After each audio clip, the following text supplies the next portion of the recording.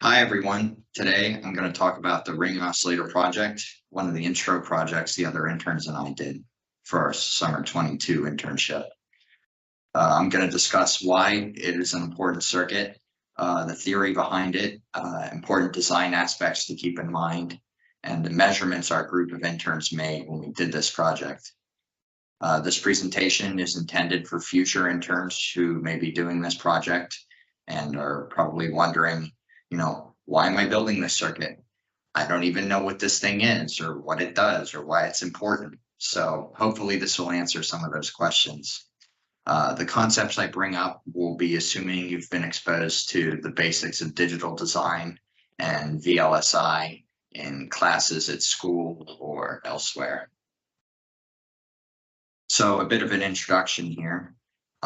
Digital electronics are pretty important, needless to say. If you want an example of this, you can look at the smartphone that's probably in your pocket. Digital electronics for computers make use of the two fundamental types of logic circuits. Combinational, your MUX, NAND, XOR, the works, and sequential.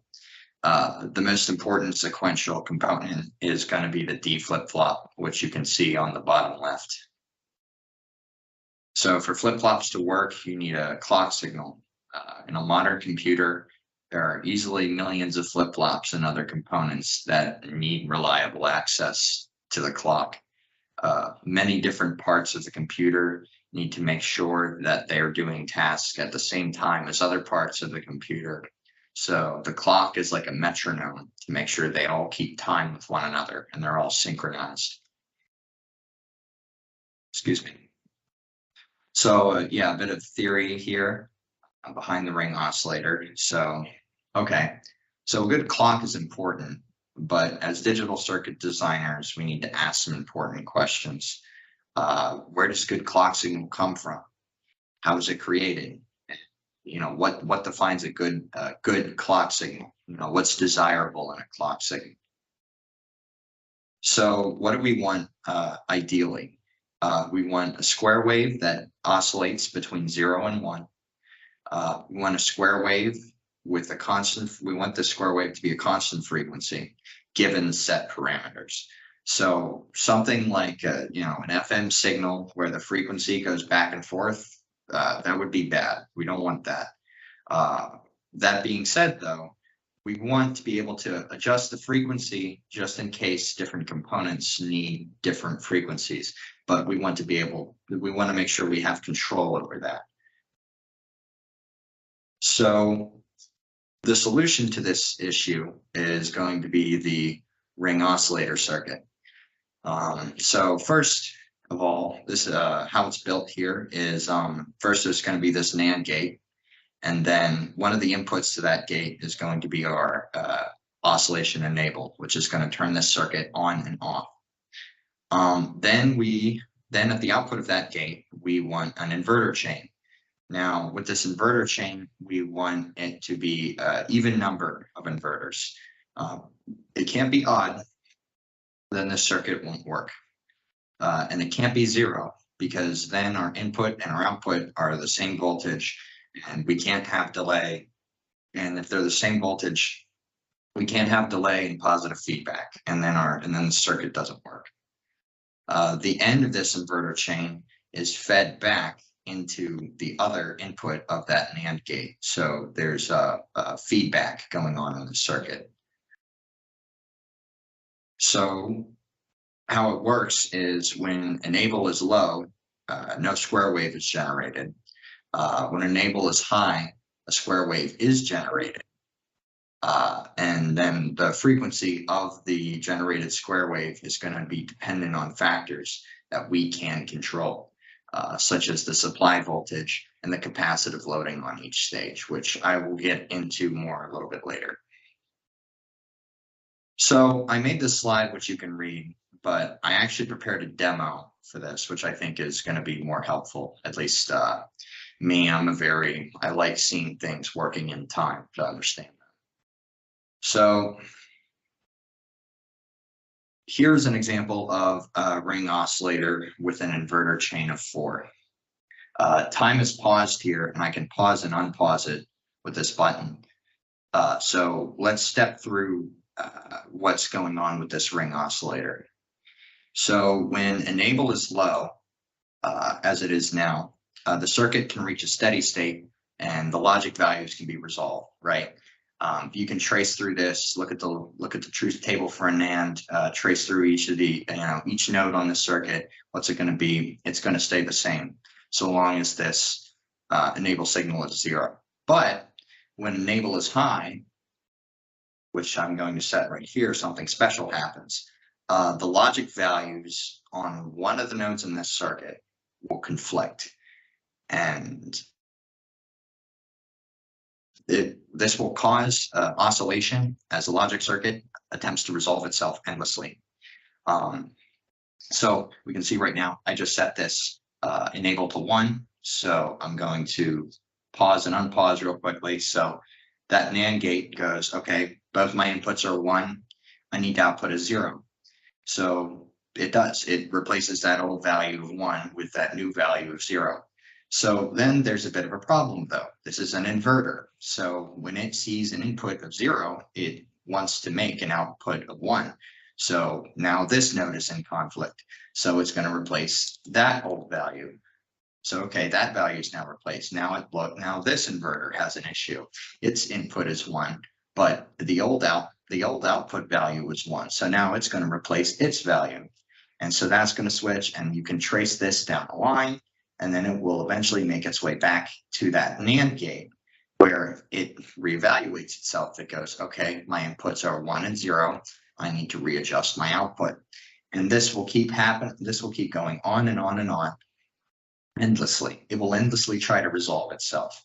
And so we can look at any node in this ring, and if we add this to the oscilloscope here, it will create a trapezoidal wave. Ideally, I said we wanted a square wave, but in reality, we're going to have to deal with rise and fall times, so we get a trapezoidal wave as a result. So in this demo, this is the same ring oscillator with 2 different nodes probed, and their waveforms show that there is a phase difference. This phase difference is due to the difference in propagation delay between each of the nodes. So this node is going to be this orange waveform on the bottom here, and this node down here is going to be the purple waveform on the bottom there.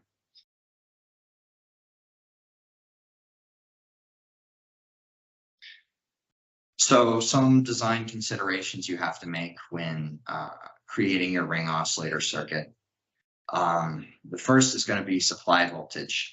The higher the supply voltage, the higher the square wave frequency, since the load capacitances will charge up faster.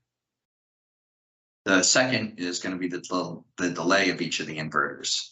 Adjusting this mainly has to do with transistor parameters, which we will go into later. But overall, if signals take longer to propagate through each gate, then it will take longer for the node in conflict to make its way around the ring. So moving to another demo here, if you increase the amount of inverters in the chain,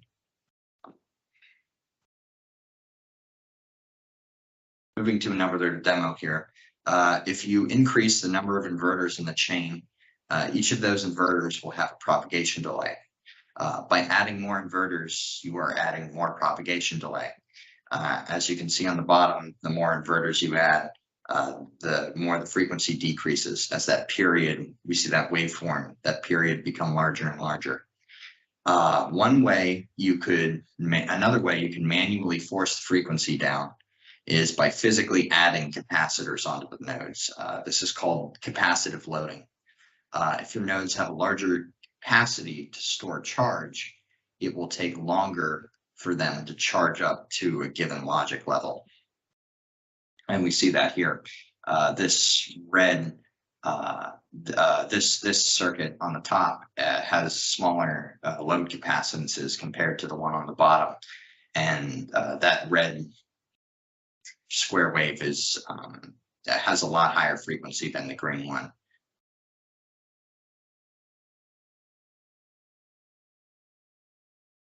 So do keep in mind that increasing capacitance or supply voltage will increase dynamic energy consumption as dictated by that formula, which you've probably seen in your classes before.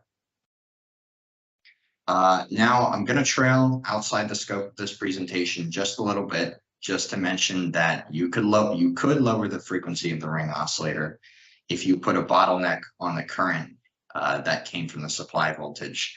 But this is well outside what you will be doing for this project. Please do not spend the time trying to make a current limiter in Cadence Virtuoso. You are not doing that. When making the schematics, these two factors must be accounted for each of the transistors. They will affect the frequency of your ring oscillator. It's going to be aspect ratio, which is transistor width divided by length, and the number of transistor fingers for each of the transistors. Now we're going to talk about PVT. The first part of that is process corners. The process parameters will be different between two technology nodes. 14 nanometer process from 2014 will be different from the 10 nanometer process of 2016. They first manufacture a batch of transistors with the given process node, and not all of them are going to turn out the same because of slight differences during manufacturing.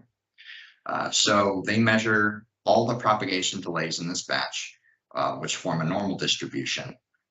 Then we define the points on the distribution so that when we simulate, we can set how good the transistors are that we get to work with.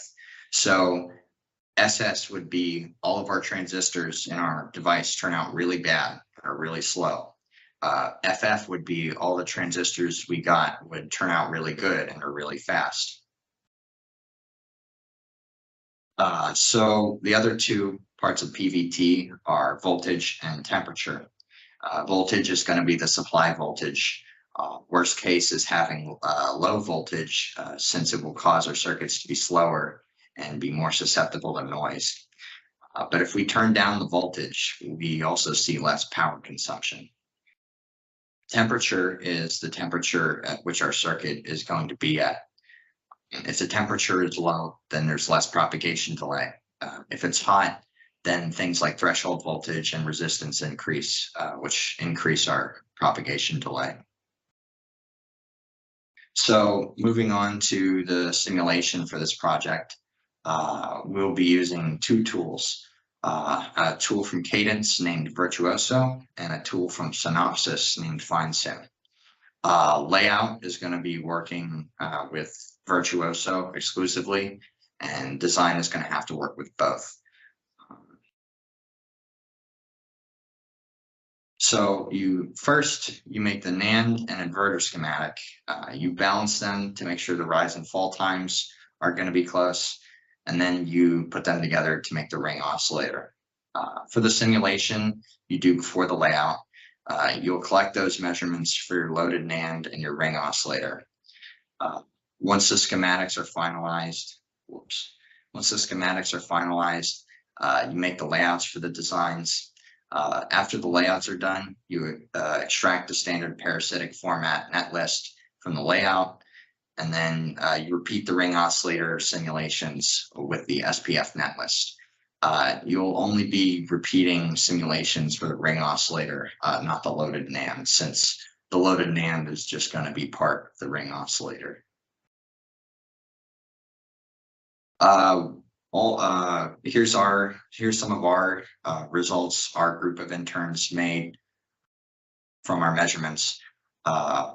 We only simulated the NAND with a default capacitance because it's just going to be a part of the ring oscillator.